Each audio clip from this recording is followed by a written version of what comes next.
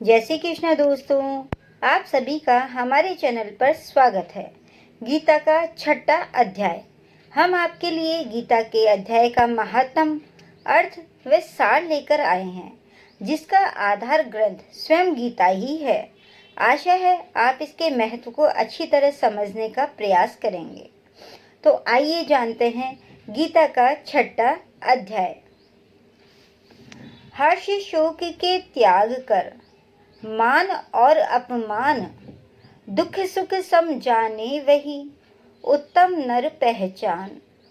लेना देना बांटना सब अर्पण भगवान, वह योगी संसार में हे अर्जुन श्री धाम।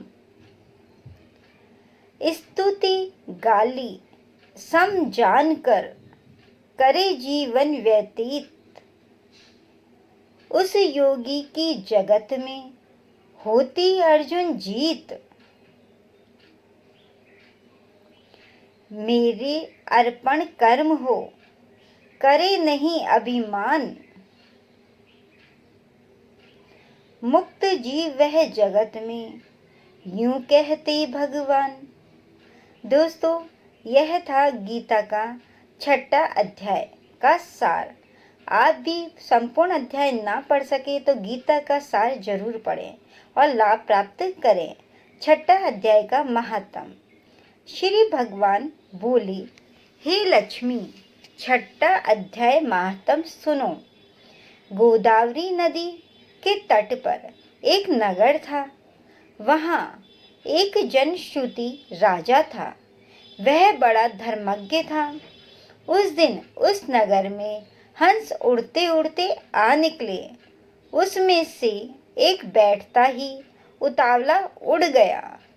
तब नगर के पंडितों ने कहा, हे हंस, तू ऐसा उतावला उड़ा है, क्या तू राजा जनश्रुति से आगे ही स्वर्ग को जाना चाहता है? तब उन पक्षियों में जो सरदार था, उसने कहा, इस राजा से भी एक रयक मुनि श्रुति श्रेष्ठ है। वह बैकुंठ का अधिकारी होवेगा। बैकुंठ लोक स्वर्ग से ऊंचा है। जब यह वार्ता राजा ने श्रवण की, तब मन में विचार करी कि मेरे से उनका पुण्य होवेगा जी की यह हंस स्तुति करते हैं। ये विचार के कहा, उसका दर्शन करिए। राजा ने सारथी से रथ मंगवाकर सवारी करी। प्रथम बनारस श्री काशी जी में जाकर गंगा में स्नान किया, दान किया और महाराज का दर्शन किया। फिर लोगों से पूछा, यहाँ कोई रयक मुनि भी हैं? लोगों ने कहा, नहीं। तब राजा दक्षिण दिशा को गया, द्वारकानाथ को परसा, वहाँ स्नान ध्यान कर दान किया। लोगों से पूछा, यहाँ कोई रयक मुनि है? उन्होंने कहा, नहीं।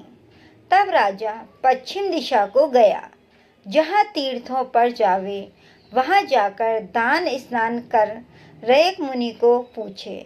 फिर राजा ने उत्तर दिशा को जाकर बद्रीनारायण जी निकले।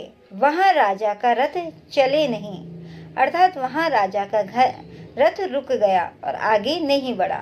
तब राजा ने कहा, मैंने सकल धरती की प्रदक्षिणा करी है, किसी स्थान पर रथ नहीं अटका, यहाँ अटका है।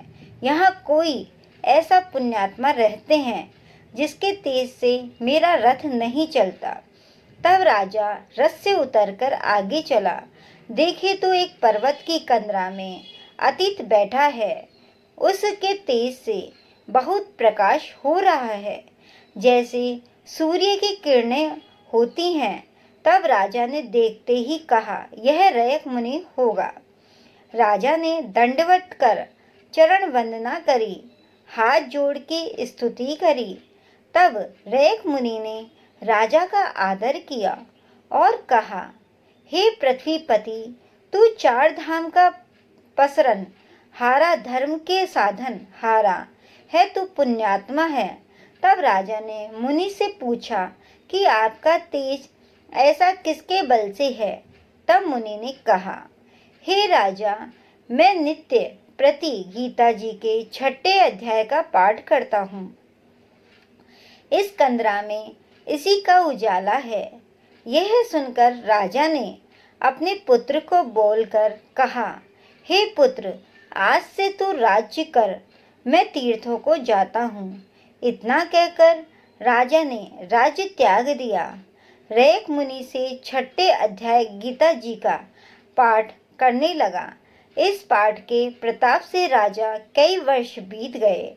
एक दिन प्राणायाम करके दोनों ने देह त्याग किया। स्वर्ग से विमान आए, जिस पर बैठकर बैकुंठ को गए।